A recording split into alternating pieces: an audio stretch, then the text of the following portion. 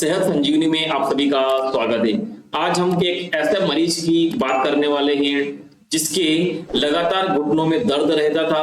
जब भी वो सीढ़ियां चढ़ता था तो उसके घुटने जवाब देने लगते थे कि हम अब आगे की एक और सीढ़ी नहीं चढ़ पाएंगे। उसका मकान तीसरी मंजिल पर था और किस्मत से वहां पर लिफ्ट की सुविधा नहीं थी, तो उसका कहना था कि मैं अब मकान छोड़ दूं क्या। 3 महीने से वह 3 तरीके की मेडिसिन ले रहा था, लेकिन उसके बाद भी उसका परिणाम कुछ नहीं आया। चलिए कुछ ऐसी केस स्टडी को आज डिस्कस करते हैं। सेशन शुरू करने से पहले मैं चाहता हूं कि आप लोग एक बार वीडियो को लाइक करके चैनल को सब्सक्राइब कर दें और बेल आइकन को जरूर दबा दें। मरीज का नाम है लोकेश शर्मा, जिसकी उम्र 43 ईयर है। उसकी चीफ कंप्लेन थी कि सीढ़ियां चढ़ते समय घुटनों में दर्द रहता था और चलते समय घुटनों में कट कट की आवाजें आती थी।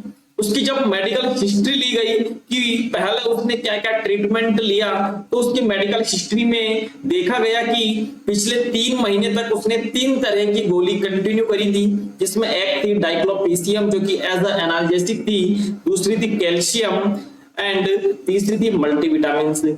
ये दोनों गोली उसने रात में ली और डाइक्लोपीसियम उसने सुबह शाम ली। उसके बाद भी उसके कोई आराम नहीं मिला।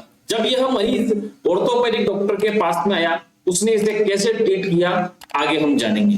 उसका जब इन्वेस्टिगेशन करवाया गया तो इन्वेस्टिगेशन में उसके घुटनों का एक्सरे करवाया गया और घुटने का एक्सरे करवाया तो उसमें क्या डायग्नोस हुआ, उसमें ऑस्टियोआर्थराइटिस डायग्नोस हुआ। क्या होता है ऑस्टियोआर्थराइटिस? 40 साल के बाद यह एक बहुत ही आम समस्या हो गई है। इसके अंदर जैसे जैसे उम्र बढ़ती है धीरे धीरे बोन के अंदर का कार्टिलेज घिसने लगता है और कट कट की आवाजें वहां से आने लगती है। डायग्नोस के बाद डॉक्टर ने उसका क्या ट्रीटमेंट किया देखते हैं। सबसे पहली गोली जो उसको प्रिस्क्राइब की गई वो थी इटोरिकोक्सिब 60 mg।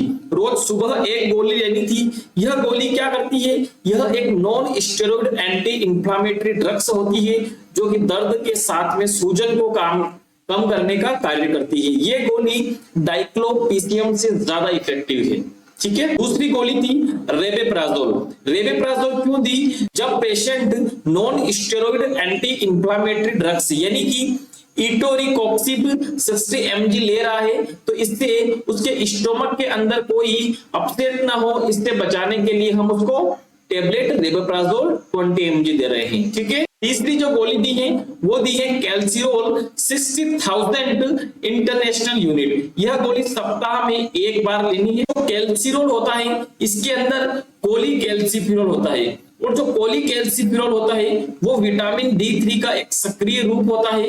यह बॉडी के अंदर जो एक्स्ट्रा ब्लड के अंदर एक्स्ट्रा कैल्शियम होता है उस एक्स्ट्रा कैल्शियम को बोन में डिपॉजिट करके बोन को मजबूत करने का कार्य करता है। उसके बाद जो है कि उसको लास्ट गोली दी गई टेबलेट कैल्शियम 500 mg जो कि उसको सुबह शाम एक गोली रोज लेनी थी और उसके बाद जो है कि उसको वोलिनी जेल से सुबह शाम और दोपहर दिन में 3 बार मालिश करने की सलाह दी गई। इसके साथ ही उसको नी स्ट्रेंथनिंग फिजियोथेरेपी की एडवाइस दी गई।